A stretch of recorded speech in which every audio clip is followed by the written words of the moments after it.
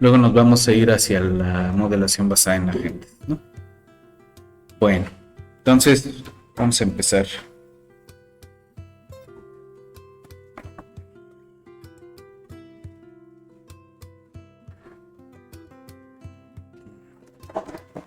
¿Estaba bien? Sí. Entonces...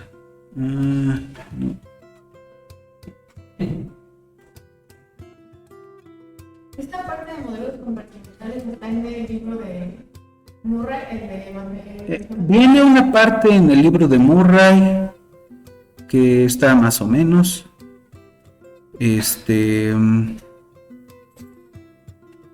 Casi en cualquier libro de biología matemática viene alguna sección sobre modelos compartimentales. En este viene un articulito simpaticón donde utilizan unos resultados de ecología, ¿no? En el de se llama Biología Matemática, un enfoque de sistemas dinámicos, y son varios autores. Los compiladores son Lourdes Esteva y Manuel Falcone. Ya tiene, es reciente, pero ya tiene al menos unos 10 años, un poquito más, 2012.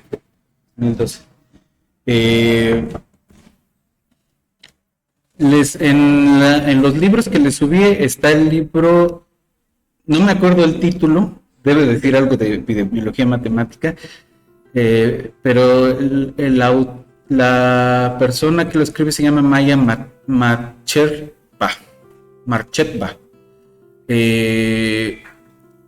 Y es un libro específicamente de modelos compartimentales. La parte que vamos a usar nosotros de ese libro es la que tiene que ver con el parámetro umbral de estos modelos, ¿no? En el SIS y el SIR vimos que si hay cierta cantidad de susceptibles y de infecciosos iniciales, entonces hay un brote epidémico y debajo de ese umbral no lo hay, ¿no? Ahí hay que tener cuidado pensando que siempre que tenemos estas cantidades umbrales estamos hablando de densidades, no son cantidades de personas. Entonces no es lo mismo una epidemia en China que una epidemia en México que una epidemia en Australia, ¿no? Siempre vamos a estar hablando de densidades relativas. Y se vio en el COVID, ¿no? O sea, si hay donde esconderse, pues seguro puedes plantear una cuarentena eficiente, pero si no tienes dónde esconder a la gente, pues la vas a tener que meter a su casa a punta de fusiles, como los chinos, ¿no? Pero si no haces nada, como los gringos, pues todos se van a enfermar y se va a empezar a morir un montón de gente. Y si haces las cosas un poquito tarde, a lo mejor muchos se mueren, pero eso le da aviso a la gente de que algo está pasando. Entonces, siempre el control es complicado, ¿no? Sí. Sí, no.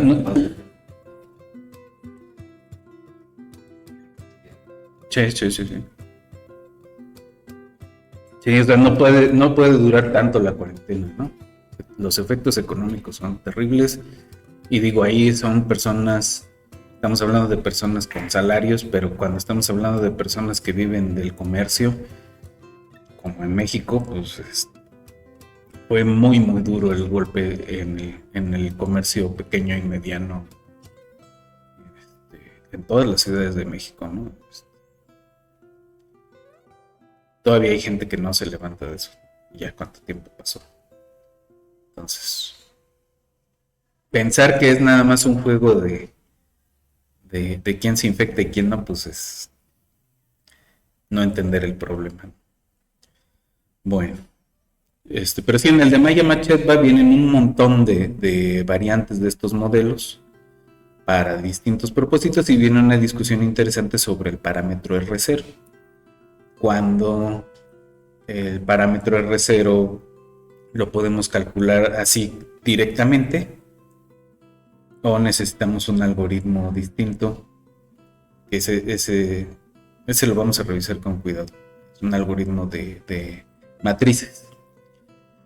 Entonces construyes un par de matrices y dices, esto es como o sea, si lo piensas como flujos de la enfermedad, entonces es como el flujo de entrada y el flujo de salida a los compartimentos que se vuelven infecciosos, ¿no? Entonces en el SIS y en el SIR, pues básicamente dices, pues tantos infectados contra los que dejan de ser infectados, ¿no?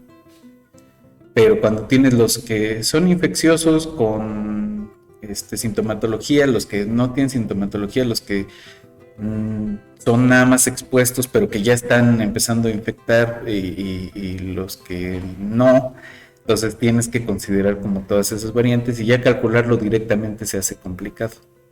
Entonces, pues nos vamos a ir a esos casos que están más interesantes y vamos a ver la necesidad del algoritmo se llama de la matriz de siguiente generación, ¿no? ¿Está bien? Pero sí, o sea, en el de Murray viene, en el de Gerda de Vries viene, en el de Farkas viene. El de Farkas está medio mandado, la discusión que trae, o sea, habla ahí de bifurcaciones hacia atrás y no sé qué tantas cosas que no son triviales, ¿no? Pero bueno. En el de Gerda es la discusión al revés es un poco trivial, ¿no? Pero en el de Gerda vienen modelos de autómatas celulares. Eso también lo vamos a ver.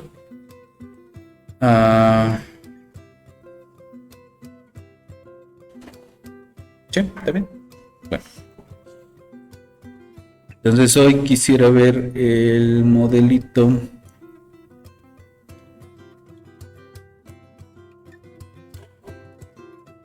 que se llama SEIR.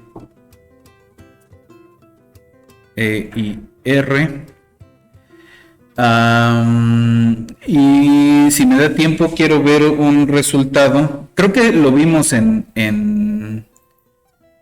cuando estábamos con los modelos tipo Volterra. Y si no, lo pongo como recordatorio, ¿no? Entonces la idea acá va a ser, tenemos los tres compartimentos de susceptible, infeccioso y removido.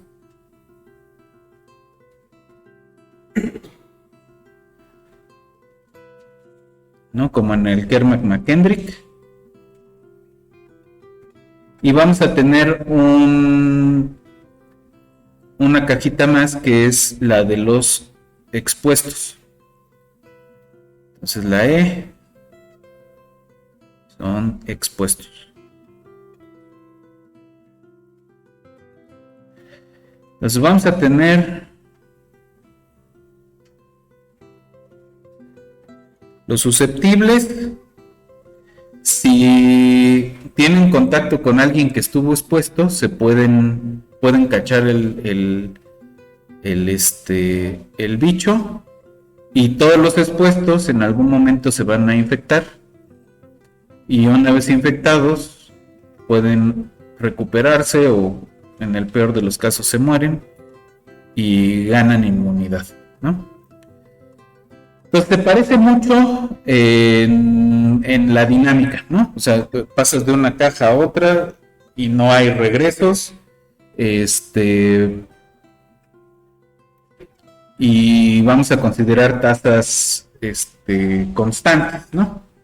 Entonces esas tasas constantes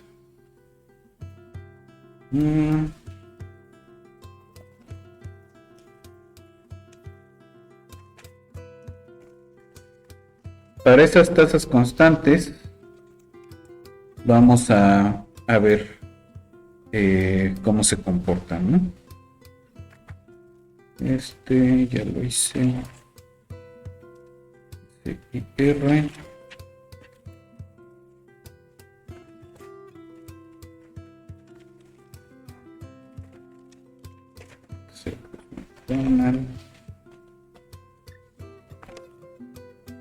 Acá está. Entonces, en se los voy a platicar como viene en el libro de que les acabo de enseñar. El artículo lo escribió Lourdes Esteva. Hay una crítica que hay que hacerle a Lourdes, que es que, ella lo hace porque considera que es como el ejemplo de libro, pero ella plantea, ¿no? Tienes tantos susceptibles, tienes una tasa de individuos nuevos, ¿no?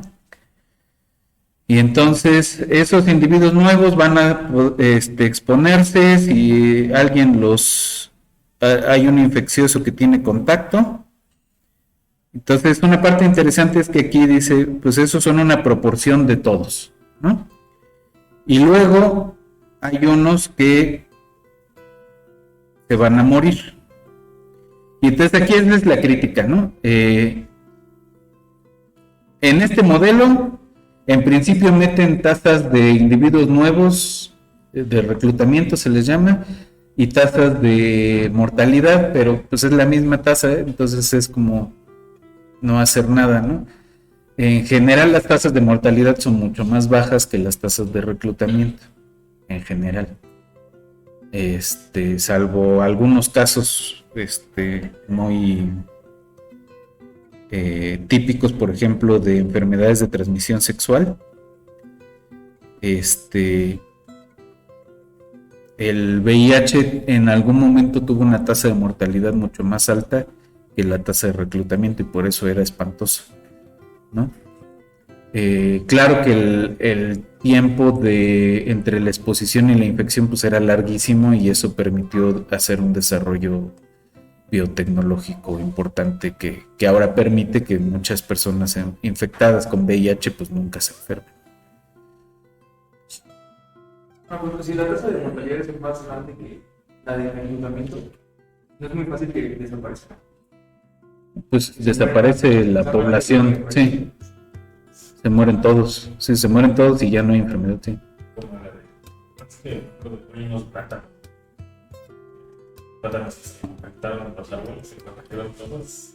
Y ya no hay plátanos, ¿no? Sí, si no hay población, pues no hay sí se muere que tampoco es un escenario interesante, ¿no? O sea, está dentro del mundo en donde no hay nada, eso se vuelve un punto fijo atractor, ¿no? Es una extinción local, puntual, ¿no? O cercano a la extinción puntual. ¿Cómo era separado? Por ejemplo, en este caso del VIH. En el del VIH. Sí, justamente el mecanismo es los tiempos de exposición tan largos. O sea, cuando se infectan las personas con casi cualquier variante de VIH, les da una gripa fuertísima, ¿no? O una infección estomacal así durísima que les dura un par de semanas y luego ya, como si nada, aproximadamente unos 10 años y luego otra vez le viene, casi siempre es la misma cosa, ¿no? Si sintieron como una gripa, empiezan a sentir unas gripas tremendas y el bicho les acaba el pulmón, ¿no? Casi neumonías, pero así rapidísimas. Y su sistema inmunológico está tan mal que empiezan a tener un cáncer de piel que se llama el sarcoma de Kaposi, que es un cáncer que todos eludimos porque nuestro sistema inmune ataca a las células cancerosas casi antes de que se empiecen a duplicar. Pero como no tienes ya, células sanas en tu sistema inmune, pues ese cáncer empieza a crecer, a crecer, a crecer. No se mueren de eso, pero ese en mucho tiempo se consideró como síntoma de que ya tenían la enfermedad. Pero sí, o sea, ese lo hace pues espera, durmiendo, y lo que hace mientras no está atacando al sistema inmune es cambiar las células en los mecanismos. O sea, los virus, el ébola sí, luego. Pero sí, los virus lo que hacen es que, como no se pueden duplicar, lo que hacen es que utilizan tus células para duplicarse. Entonces, pues son hackers celulares, ¿no? Utilizan toda tu máquina para... Por eso, por ejemplo, el VPH utiliza partes de la célula para duplicarse que la célula misma utiliza para duplicarse. Entonces, pues es una célula ahí inservible que se sigue duplicando. Por eso produce cáncer. Porque además lo que hace el virus es apaga el mecanismo que le dice a la célula ya no te dupliques, y el mecanismo que le dice a la célula ya estás muerto, ya te vamos a desechar. Y entonces, apagando esos dos mecanismos, la célula se sigue duplicando aunque ya esté muerta, y eso se llama cáncer, ¿sí? Pero eso es porque la población de virus ahora controla la maquinaria celular. Cambiaron la maquinaria celular para que haga otro tipo de cosas. Entonces, con los virus es más sutil.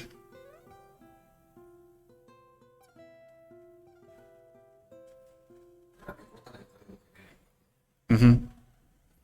A veces, por ejemplo, el VIH lo que hace es, antes del código genético, modifican el ARN. Y entonces, desde la otra maquinaria están controlando las proteínas que producen el ADN. O sea, están como más para atrás del proceso. Y entonces están por encima de ese proceso del ADN.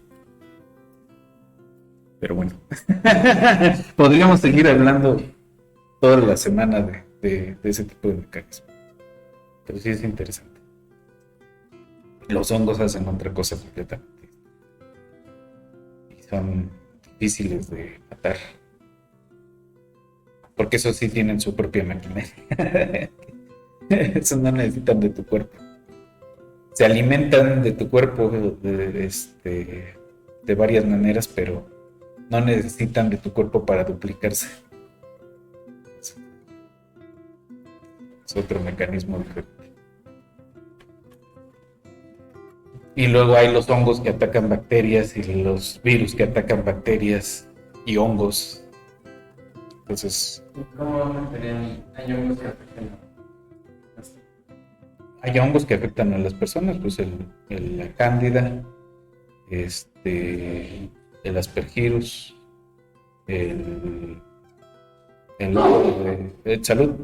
los hongos de la piel, ¿no? El pide atleta y todos esos son parásitos. Algunos deterioran tu cuerpo más rápido que otros. Los aspergillus, pues se acaban tus pulmones rapidísimo. Si una vez que pega ya pues, necesitas muchas rondas de antimicóticos y cambiar un montón tus hábitos. No puedes estar en lugares húmedos porque pues entonces se siente más cómoda la población de hongos. Y son caninos. Porque además se pegan en las partes donde si pudieras, o sea, en la piel no hay bronca, ¿no? Pues tú te andas con chanclas y se seca y ya, ¿no? Ya no vuelven a pegar. Pero pues, los pulmones o la mucosa, pues tiene que estar aguadita, ¿no? Pues tiene que estar húmeda, porque si no está húmeda, también te empiezas a morir. Entonces, matar al hongo como podrías matarlo en la piel, te mata a ti mismo. Es como los antibióticos, si tú tomas antibióticos muy muy fuertes, pues también lastimas tu flora intestinal, ¿no? Entonces, No puede ser. no lo puedes superar. Hay lugares del mundo donde lo que se está haciendo ahora es que pues sí tienen que tomar antibióticos muy fuertes o medicina contra el cáncer, pues les tienen que engullir las bacterias directamente de la caca de alguien que vive contigo. Le llaman un trasplante de heces. Es que súper asqueroso, pero aparentemente funciona. Van a cuestionar los métodos. Pero no los resultados. Sí. Pero bueno. Bueno, entonces, en este caso, pues vamos a tomar la misma tasa de entrada y de salida, ¿no?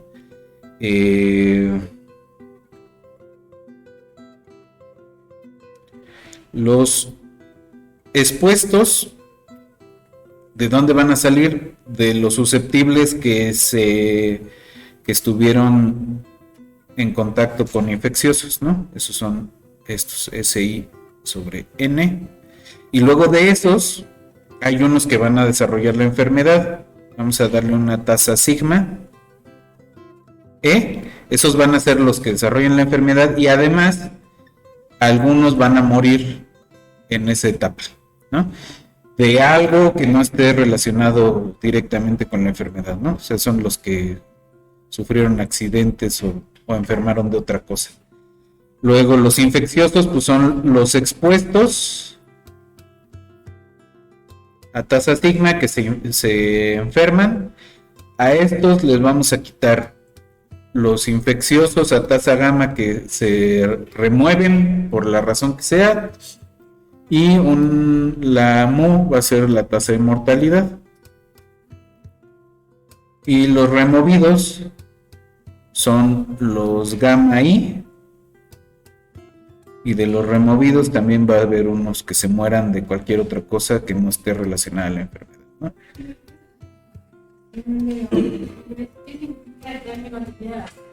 ¿El término que tiene qué?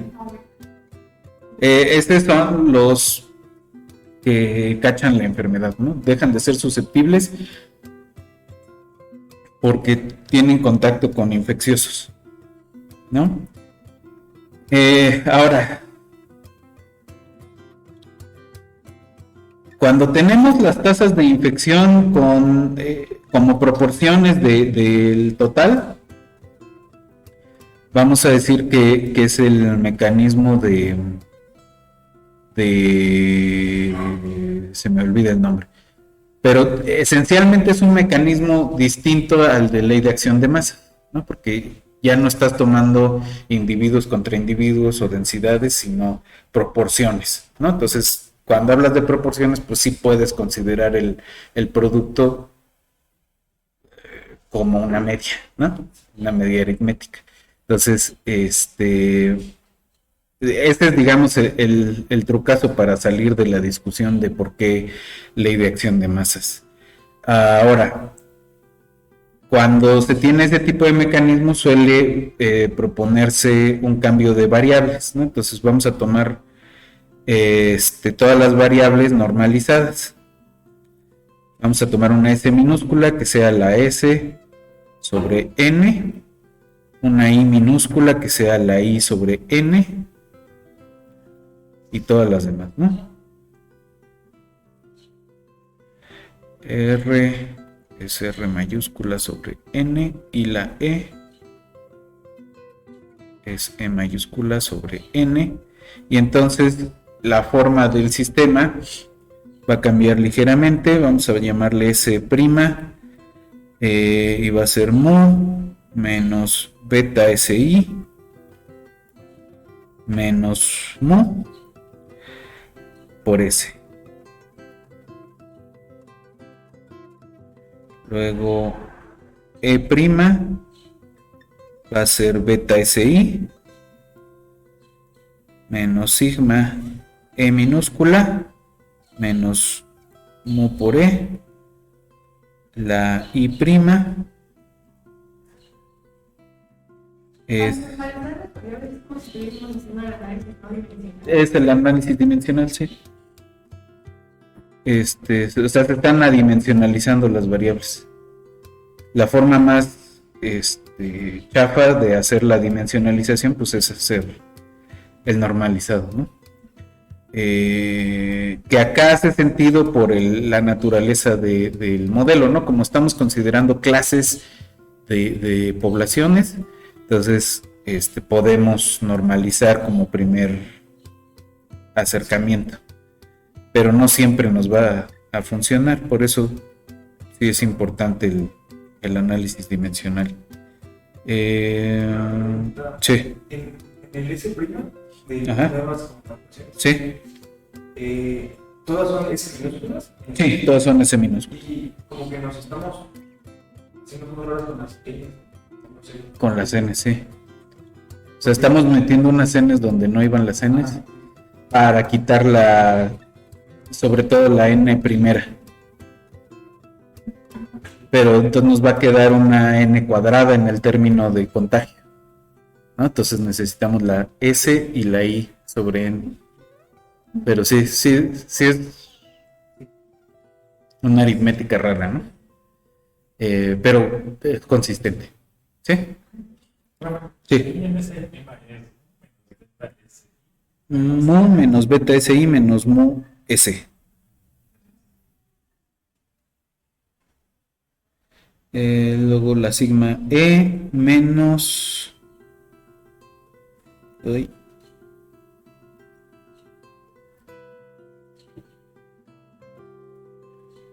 Menos la gamma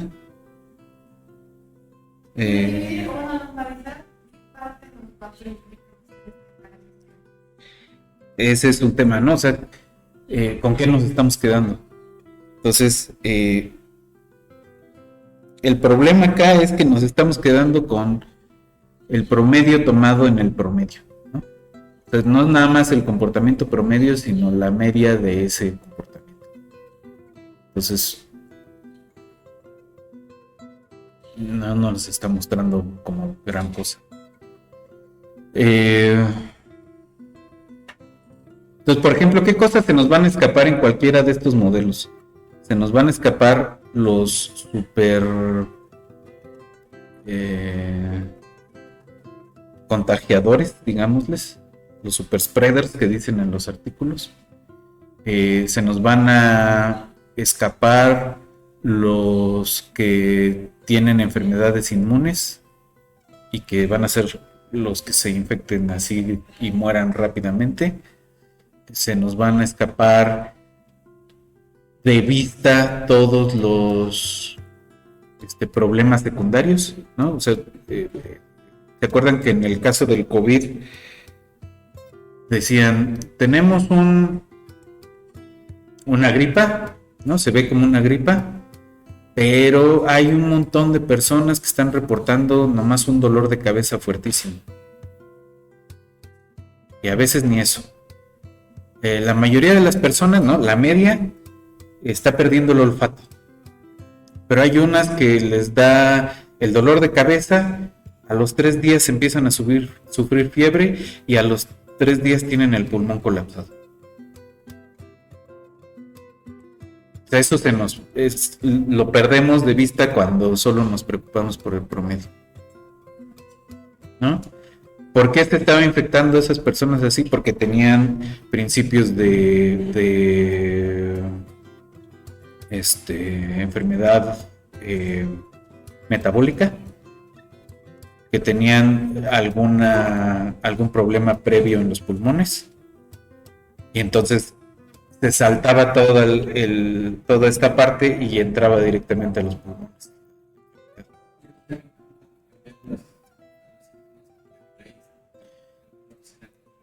Algunos eran más resistentes, sí, algunas variantes fueron más resistentes. Sí. Entonces, y justamente, ¿no? O sea, primero se dieron en unos países y entonces cuando abrieron los aeropuertos y los puertos, pues otra vez era la siguiente oleada que venía con la variante nueva europea o china o gringa, lo que sea, ¿no? Y por eso los australianos mantuvieron las medidas coercitivas así muchísimo tiempo. Claro que entre una casa y otra en Australia hay decenas de kilómetros, entonces digo, ahí las grandes ciudades fueron las que sufrieron un poco, pero no hay muchas grandes ciudades en Australia. Sydney,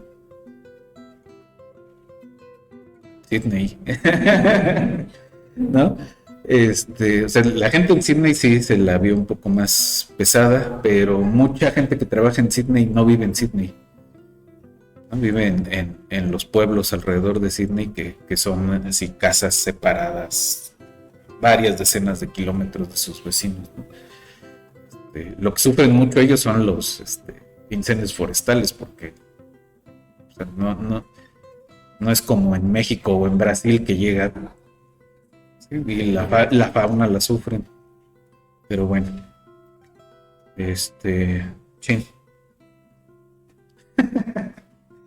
Bueno, entonces déjenme nada más escribir la última ecuación y el análisis de lo vamos a hacer con un resultado de ecología.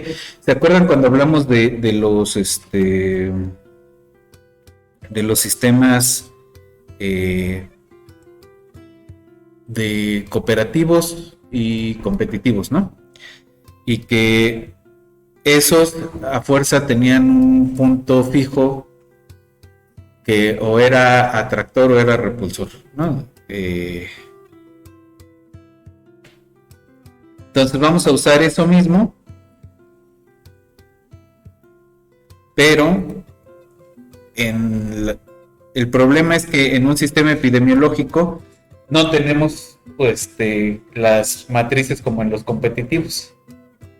Entonces vamos a tener que usar otra definición que es competitivo relativo a o cooperativo relativo a, ¿no? Entonces va a ser relativo a un cilindro todo extraño dentro del sistema epidemiológico. Entonces, usando esto vamos a probar que los puntos fijos se portan como uno esperaría en el escenario que uno esperaría, ¿no? Entonces vamos a hacer el análisis de el miércoles y vamos a hacer el planteamiento y si se puede el análisis de una vez de un modelo de infecciones con mosquitos, ¿no? Que es el del paludismo. Que ahí es la parte interesante, es que ya no, nuestro mecanismo de contagio pues ya no es estar cerca de otra persona, ¿no? Sino estar cerca de una población de mosquitos que estuvo cerca de una persona que ya traía el bicho, ¿sí? Bueno, entonces nos vemos el miércoles, a menos que algo extraordinario pase.